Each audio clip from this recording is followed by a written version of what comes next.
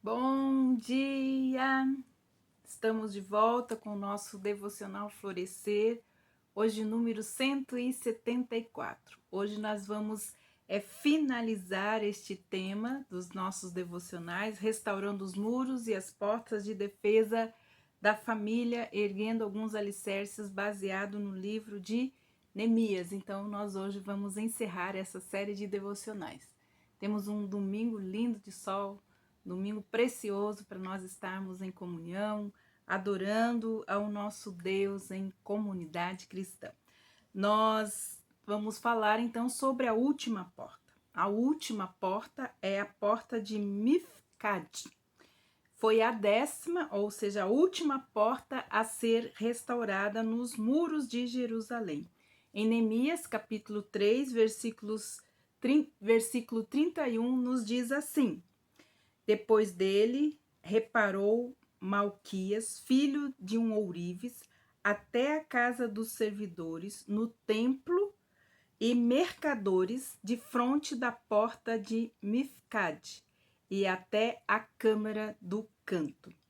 Pela graça e pela misericórdia de Deus, nós chegamos ao fim desse estudo da restauração dos muros e portas de Jerusalém, baseado nesse livro. Nós trouxemos então ensinos preciosos sobre a restauração de Deus, como ela pode acontecer na nossa vida espiritual, da nossa família e também na igreja de Jesus Cristo. Por essa porta entravam os guardas e os comandantes, aqueles que davam aviso quando o inimigo chegava. Ali, então, as sentinelas ficavam na expectativa da chegada do inimigo. Se esta porta não estivesse bem fixada, a cidade estaria então vulnerável aos ataques do inimigo. Os lugares então principais que deveriam ser guardados nesta cidade, na cidade de Jerusalém, era o templo, o palácio do rei e Mifkad, que quer dizer guardar ou vigiar, ou guarda ou guardião. Isso é o significado então do nome Mifkad. Vamos ver então quais são os entendimentos espirituais que nós podemos obter por meio desta porta, desta última porta. O primeiro entendimento que nós podemos ter a respeito dessa porta, todos nós sabemos que cada um delas é Jesus, representa Jesus e uma parte então do seu ministério na terra e também do evangelho do reino. Esta porta revela que o Senhor Jesus, como guardião de todos os tesouros de Deus.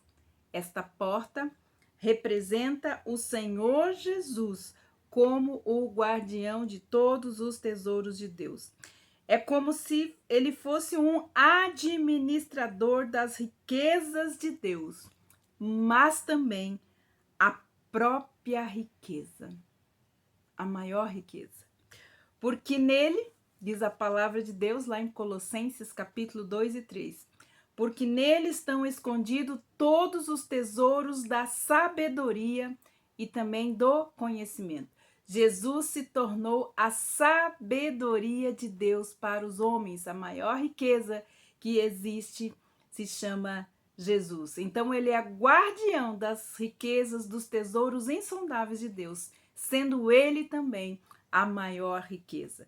Todas as riquezas que o Pai guardou nele, todas as riquezas, ele fez então convergir em Cristo, tanto as coisas que estão nos céus como as coisas que estão na terra, nos diz Efésios, capítulo 1, versículo 10.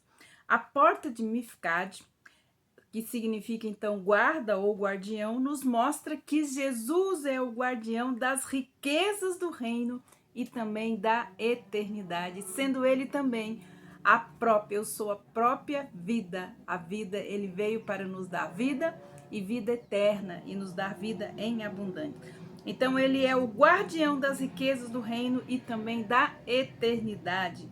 Malquias, aquele que reparou esta porta, o nome dele significa Jeová é rei. Portanto, Esta porta nos fala também do reinado de Cristo como filho de um ourives. Sabemos que o ouro é a figura da divindade, das obras de Deus. A prata significa as obras de Cristo e as pedras preciosas, a obra do Espírito Santo. E o que for de madeira e feno pálido são as obras dos homens, como nos diz 1 Coríntios 3, versículo 13. O apóstolo Paulo, então, relaciona isso como o tribunal de Cristo e com o prejuízo e também o galardão que cada um receberá pela maneira como edificou o seu fundamento, que é Cristo.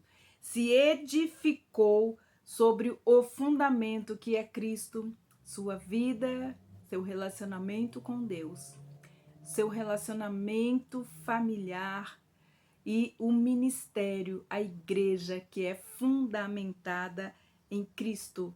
Então, o que Deus deseja no final de todas as coisas é que tenhamos uma vida cristocêntrica. Cristo sendo o centro da nossa vida, sendo o centro dos nossos relacionamentos, é Cristo, uma vida fundamentada em Cristo. Em Apocalipse, capítulo 22, versículo 12 e 3, 21, nos diz assim: eis que cedo venho, e o meu galardão está comigo para dar a cada um segundo a sua obra. Ao que vencer, lhe concederei que se assente comigo no trono, assim como eu venci e me assentei com meu Pai no seu trono. Eis a porta. Jesus é esta porta. Essa porta, ela também tem relação com a igreja do Senhor, porque não só Jesus é o que guarda essas riquezas, mas a igreja também as contém e também as guarda. O Pai confiou a Jesus a chave de Davi, e ele confiou à igreja as chaves do reino. Por isso ele disse lá em Mateus capítulo 18, versículo 18: em verdade vos digo, que tudo o que ligardes na terra será ligado no céu, e tudo o que desligardes na terra será desligado no céu. Tudo agora está confiada somente a Cristo. Nele, então, estão depositados todos os propósitos eternos de Deus. Paulo, pelo Espírito, então, diz à igreja que a igreja é a única que pode dispensar, e este mistério que esteve oculto desde os séculos em Deus, que tudo criou por meio de Jesus, o nome precioso de Jesus. Até que tudo, então, seja restaurado, haverá muita luta, como foi com o templo de Israel, mas o Senhor cumprirá todo o seu intento que colocou em Cristo. Então, apesar da batalha, e hoje nós vemos a batalha que existe contra a igreja de Cristo, contra os princípios e as doutrinas bíblicas, mas tudo aquilo que Deus começou, ele vai terminar. Em Neemias nós vemos que foram 46 anos até que todo o muro e todas as portas fossem restauradas. Com muitas interrupções por causa do inimigo, nós já sabemos. Mas depois que tudo foi restaurado, terminado, os inimigos, eles temeram e se sentiram humilhados. E é isso que vai acontecer. Todos aqueles que se levantam contra Deus, contra a palavra de Deus, contra a igreja de Jesus Cristo, um dia serão humilhados e terão grande temor.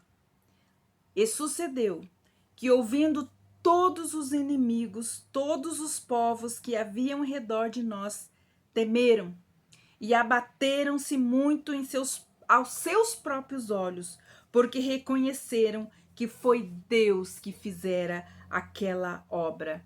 Neemias 6, capítulo 6. Como aqueles foram chamados a restaurar os muros e as portas, hoje também nós somos chamados para restaurar o testemunho do Senhor, não só na nossa cidade, mas é a força e o poder do nosso Deus é quem fará esta obra de restauração, não só na cidade, como fez aqui de Jerusalém, mas esta restauração na nossa vida espiritual, no casamento, na vida dos filhos, no ministério, na igreja. O Senhor Deus começou a boa obra e toda obra que Ele começa, Ele termina. A boa obra que Deus começou nesse tempo, Ele vai terminar. O Senhor, com certeza, como fez com Neemias, fortalecerá as nossas mãos e os nossos corações. É uma grande obra, sim, renovar os testemunhos de Deus em nossa vida, naquilo que está destruído, naquilo que está caído, que precisa ser restaurado. Mas isso provará e trará o grande testemunho ao nome de Deus. É uma grande obra, sim, nós sabemos, mas pela fé e pelo seu nível de entrega a Deus, você pode declarar: esta obra é de Deus, pois toda a suficiência vem de Deus, porque é dele que provém tudo. É por ele que algo se torna realidade e no fim é tudo para ele. Aqueles que se levantarem, porém, e porem então suas mãos a esta obra, olhando firmemente para Jesus, o autor e consumador da nossa fé, não ficarão confundidos, mas renovarão os seus testemunhos, os testemunhos do Senhor em suas vidas, nos seus lares, nos seus ministérios, e veremos então a igreja triunfante e o reino de Messias. Essa é a promessa do Senhor. E a restauração dos muros e as portas de Jerusalém nos dizem isso. A obra que Deus começa, Ele termina. E eu quero fazer parte desse grande momento, porque eu quero olhar com os meus olhos tudo o que Deus prometeu acontecendo firmemente. O desafio que nós temos, então, é olharmos, é nos levantarmos. Como diz o inimigo, enquanto oramos, como diz a palavra de Deus, mesmo que venham os inimigos, enquanto oramos, vigiamos, nós trabalhamos. Esta é a mensagem final desse estudo que nós estamos fazendo. Ore, vigie e trabalhe. Amanhã, então, nós vamos começar uma nova série de devocionais e ele vai estar, então, baseado em outro livro da Bíblia, que é o livro de Neemias, um livro que eu amo. E nós vamos, então, começar uma série de devocionais chamada A Vereda dos Justos, baseada, então, no livro de Provérbios. Que Deus abençoe você. Muito obrigado pela sua preciosa companhia, você que esteve conosco nessa série de devocionais. E eu quero orar.